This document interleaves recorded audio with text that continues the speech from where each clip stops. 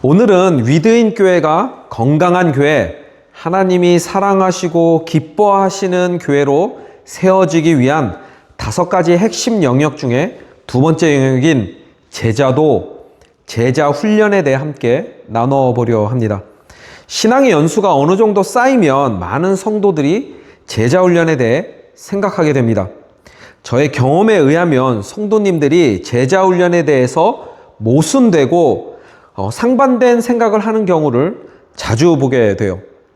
예수님을 따랐던 수많은 군중들이 제자가 아닌 단지 군중으로 불렸듯이 교회 안에 수많은 사람들이 모여 있지만 모두가 제자는 아닙니다.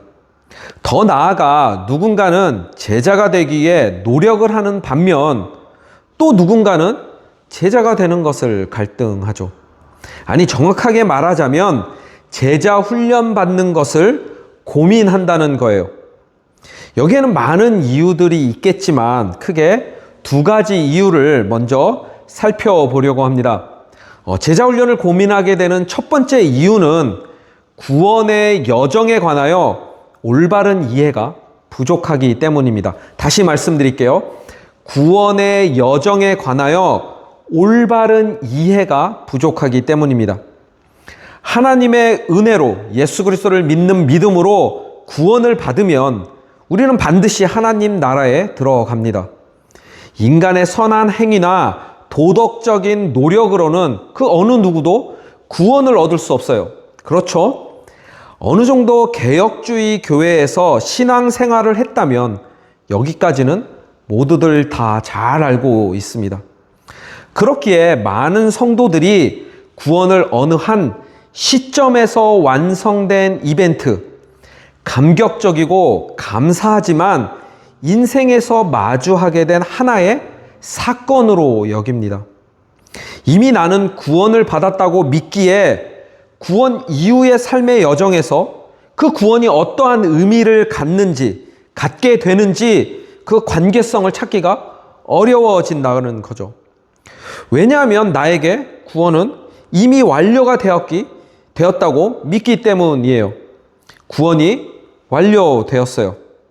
이렇게 생각한다면 구원 이후의 삶은 이제 결정적이거나 필수적이지 않은 어쩌면 무의미한 일상으로 변할 수밖에 없습니다. 제자로 살아가지 않아도 되는 이유 중 하나가 됩니다. 그런데 성경은 대부분 이 구원에 대해서 과거형이나 완료형으로 쓰지 않고 미래형으로 말씀하고 있다는 사실도 우리는 알아야 합니다. 빌립보서 3장 10절부터 12절까지입니다. 내가 그리스도와 그 부활의 권능과 그 고난에 참여함을 알고자 하여 그의 죽으심을 본받아 어떻게 해서든지 죽은 자 가운데서 부활에 이르려 하노니 내가 이미 얻었다 함도 아니요 온전히 이루었다 함도 아니라 오직 내가 그리스도 예수께 잡힌 바 된 그것을 잡으려고 달려가노라. 내가 이미 얻었다 함도 아니요 온전히 이루었다 함도 아니라 그것을 잡으려고 달려가노라. 사도 바울은 지금 구원의 목표를 향해 달려가고 있다는 거예요. 자, 여러분에게 질문을 하나 해볼게요. 로마 감옥에서 빌립보 교회에 편지를 하고 있는 바울은 지금 구원의 확신이 없어서 구원을 얻기 위해 달려가고 있다고 말하는 것일까요? 감옥에 갇혀 있기에 그의 믿음이 요동치고 흔들려서 다시 구원의 확신을 얻기 위해 애쓰고 있다 말하는 것입니까? 어떻게 생각하시나요? 진정한 구원의 은혜, 구원의 확신을 가지고 있다면 우리는 예수 그리스도가 다시 오시는 그때 마지막 심판 때의 최종적 구원을 향해 달려갈 수밖에 없습니다. 사랑하는 여러분, 우리는 하나님의 은혜와 예수 그리스도를 믿는 믿음으로 구원을 이미 받았습니다. 우리의 믿음이 온전한 믿음이라면 말이죠. 각자의 그 믿음을 판단할 수는 없지만 중요한 것은 아직 구원이 완성되지 않았다는 사실입니다. 온전한 믿음은 사도 바울처럼 구원의 완성을 향해 그 구원의 목표를 향해 끊임없이 달려가는 것이 아닐까요? 구원은 과거의 사건이자 현재의 과정, 그리고 미래의 완성입니다. 이것을 깨달아 안다면 구원받은 이후의 삶은 그리스도와 함께 그리스도 안에서 살아가기 위해 더 큰 가치를 두는 인생이 될 거예요. 예수님의 제자로 살아간다는 것은 구원받은 성도라면, 온전한 믿음을 가진 성도라면 너무나 당연하고 자연스러운 삶의 모습이어야 합니다. 제자 훈련을 고민하게 되는 두 번째 이유는 주객이 전도되었기 때문이에요. 주객이 전도되었기 때문입니다. 오늘날 교회 안에 얼마나 많은 제자 훈련 프로그램이 있는지 아시나요? 셀 수가 없습니다. 너무나 다양한 종류의 제자 훈련들이 있어요. 그렇다면 교회에서 제자 훈련은 왜 할까요? 가장 기본적인 질문입니다. 답을 하기에 앞서 그리스도인들은 왜 제자 훈련을 해야 합니까? 사랑하는 여러분, 제가 지금 두 가지 질문에 대해 물어보았는데 한번 답을 떠올려 보십시오.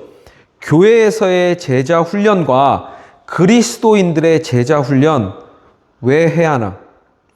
만약 두 질문에 대한 답에서 일치하지 않는 무언가가 있다면 그것은 잘못된 것이라는 거죠.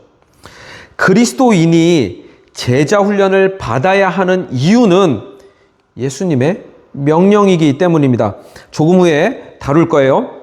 제자 훈련은 신앙 성숙을 위해 반드시 필요합니다. 무엇보다 그리스도의 성품을 닮아가기 위해서죠. 이 부분도 우리가 다시 조금 후에 다룰 거예요.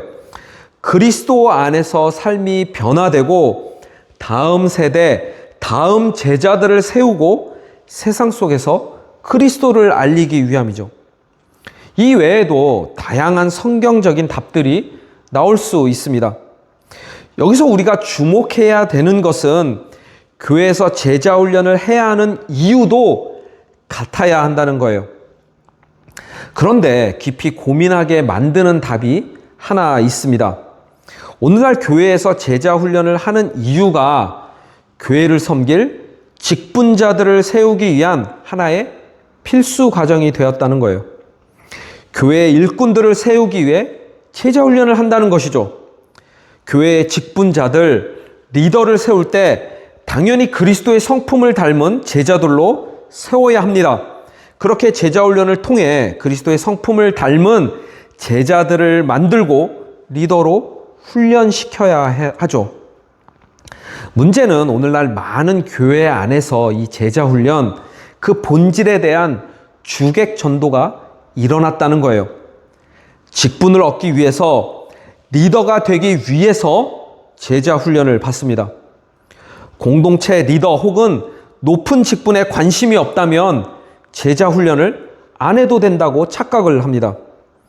제자 훈련을 통해 교회 안에서 계급 구조가 만들어졌어요. 제자 훈련을 받으면 그 근본을 알 수 없는 신앙적 우월감을 갖는 직분자들과 리더들이 생겨납니다. 교회 안에서 믿음의 급을 나누고 제자 훈련을 안 받은 성도들의 그 신앙을 판단하죠. 제자 훈련, 그 프로그램들 사이에서도 급이 생깁니다. 제자 훈련을 주는 성도와 그 받는 성도 안에서도 급이 나뉘죠. 직분자를 세우기 위한 제자 훈련은 성도들의 성품을 그리스도와 닮아가도록 하는 그 전인격적인 변화와 성숙에 집중하기보다 지식적이고 기능적인 훈련으로 변질되었습니다. 오히려 겉으로 드러나는 이 외향적인 신앙인으로 살아가도 괜찮도록 그 당위성을 부여해 주었다는 거예요. 이러한 부정적인 열매들은 이미 교회 안에서 많이 쉽게 찾아볼 수 있습니다. 왜 수많은 세대가, 다음 세대가 교회를 떠나고 믿음을 떠납니까? 자신의 부모와 교회 직분자들이 외식적이고 이중적인 삶의 그 모습 때문은 아닐까요? 겉으로는 열심히 신앙생활을 하지만 내면은 여전히 자기중심적이고 미성숙한 성품으로 살아가는 부모 세대의 모습을 누구보다 자녀 세대들은 잘 알고 있습니다. 에베소서 4장 13절입니다. 우리가 다 하나님의 아들을 믿는 것과 아는 일에 하나가 되어 온전한 사람을 이루어 그리스도의 장성한 분량이 충만한 데까지 이르리니. 제자훈련의 본질은 예수님의 성품을 닮은 온전한 사람이 되도록 하는 것입니다. 교회의 일꾼을 세우기 위한 것보다 예수님의 성품을 닮은 온전하고 성숙한 사람을 만드는 것이 제자훈련의 본질적인 목적입니다. 그렇게 제자훈련은 성도들에게 선택이 아닌 필수인 것이죠. 우리는 제자훈련에 대한 오해 두 가지를 살펴보았습니다. 구원의 여정에 관한 올바른 이해 부족과 제자훈련의 본질적 목적에 관한 주객 전도 때문에 제자훈련에 대한 오해가 생겼습니다. 다행인 것은 이 부분들이 올바른 제자로 훈련을 받으면 해결되는 오해들이라는 거예요. 그렇다면 지금부터 성경이 말하는 올바른 제자도, 제자 훈련이란 무엇인지 함께 살펴보도록 하겠습니다. 첫째로 함께 따라해 봅시다. 예수님의 제자가 된다는 것은 성도의 의무입니다. 마태복음 28장 19절, 20절입니다. 그러므로 너희는 가서 모든 민족을 제자로 삼아 아버지와 아들과 성령의 이름으로 세례를 베풀고 내가 너희에게 분부한 모든 것을 가르쳐 지키게 하라. 볼지어다 내가 세상 끝날까지 너희와 항상 함께 있으리라 하시니라. 여기 자세히 보면 대부분의 동사가 명령형입니다. 예수님의 명령, 이 말씀을 우리는 예수님의 지상명령 혹은 대위임령이라 부릅니다. 하나님의 은혜로 예수 그리스도를 믿는 믿음으로 구원을 받은 그리스도인이라면 단 한 사람도 예외 없이 예수님의 제자로 살아가야 합니다. 성도의 의무, 마땅히 해야 할 책임과 사명이에요. 대위임령 구절은 너무나 유명한 말씀이죠. 그런데 많은 교회와 성도들이 사도행전 1장 8절 오직 성령이 너희에게 임하시면 너희가 권능을 받고 예루살렘과 온 유대와 사마리아와 땅끝까지 이르러 내 증인이 되리라 하시니라. 이 말씀과 합쳐서 무엇에 집중을 할까요? 가는 것에 집중을 합니다. 땅끝까지 무조건 가야 돼요. 땅끝까지 가서 복음을 전해야 합니다. 그리고는 복음을 전달하고, 아니 복음을 말하고는 복음을 들었으니 예수님의 제자가 됐다고 임무 완수를 선언합니다.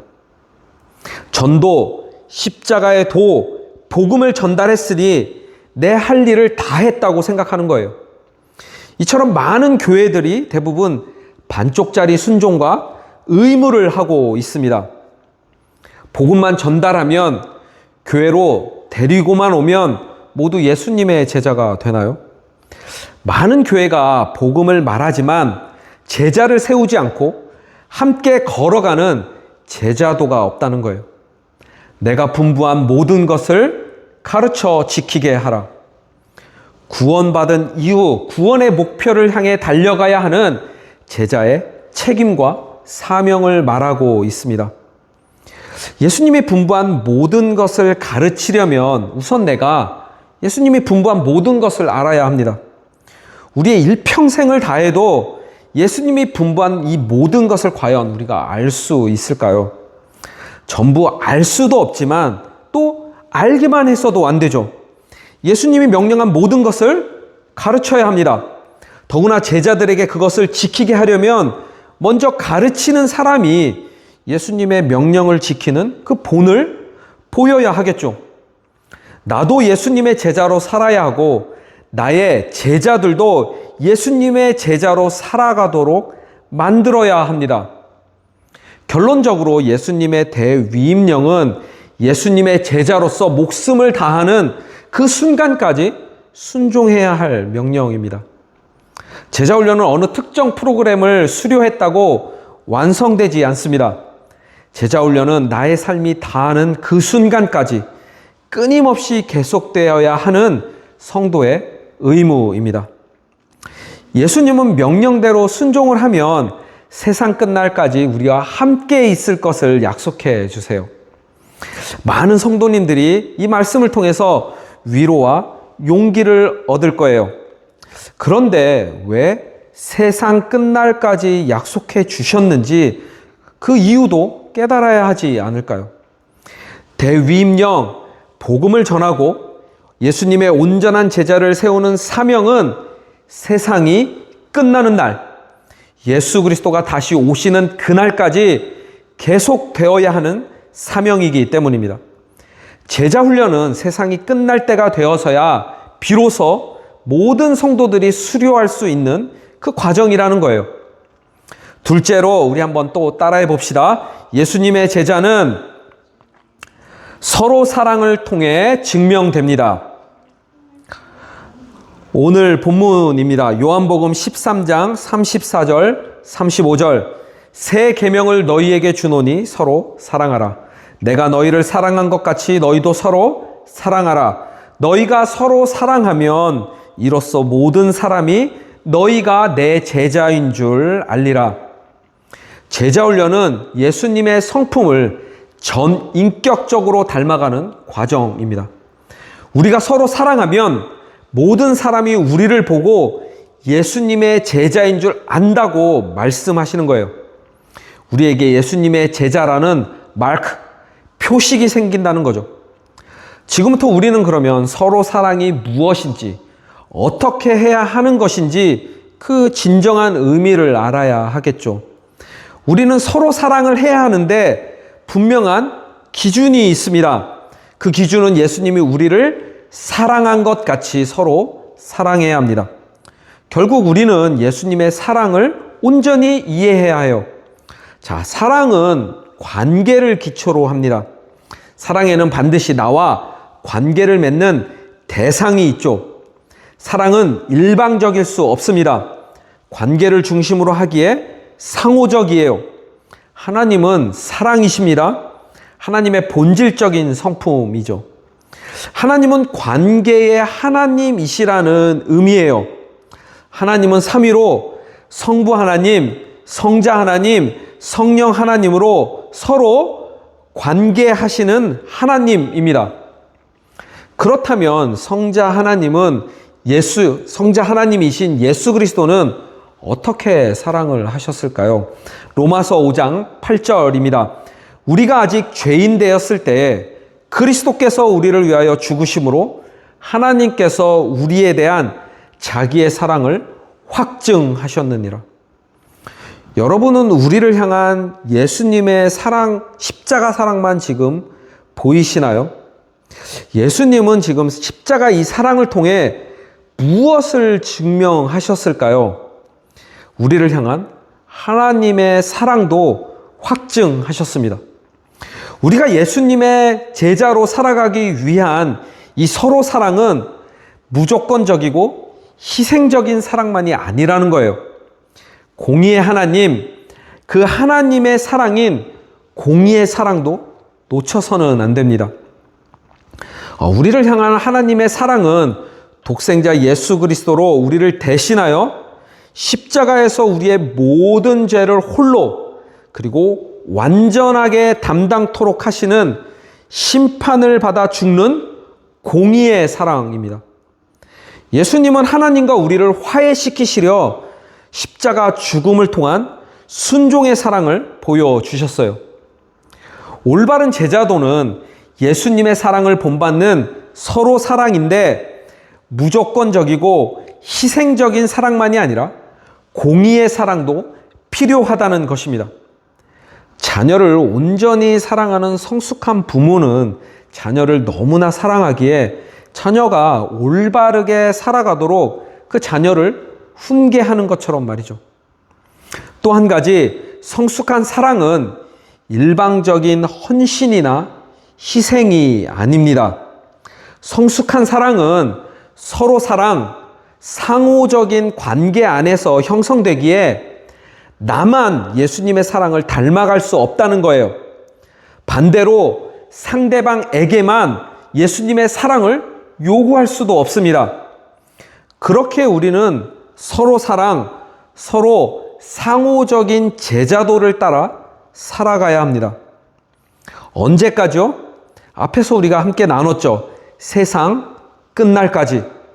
예수님의 제자인 우리들은 세상 끝날까지 서로 사랑을 계속 훈련해야 합니다. 셋째로 따라해 봅시다. 예수님의 제자는 날마다 죽습니다. 고린도전서 15장 31절입니다. 형제들아, 내가 그리스도 예수 우리 주 안에서 가진 바 너희에 대한 나의 자랑을 두고 단언하노니 나는 날마다 죽노라. 예수님의 제자로 살아가는 것, 구원의 완성을 목표로 달려가는 것이 누구나 쉽게 할 수 있는 것이었다면 예수님은 절대 명령하지 않았을 거예요. 제자 훈련, 이 훈련이라는 단어도 사용하지 않았겠죠. 사도 바울은 지금 날마다 죽는다고 단언합니다.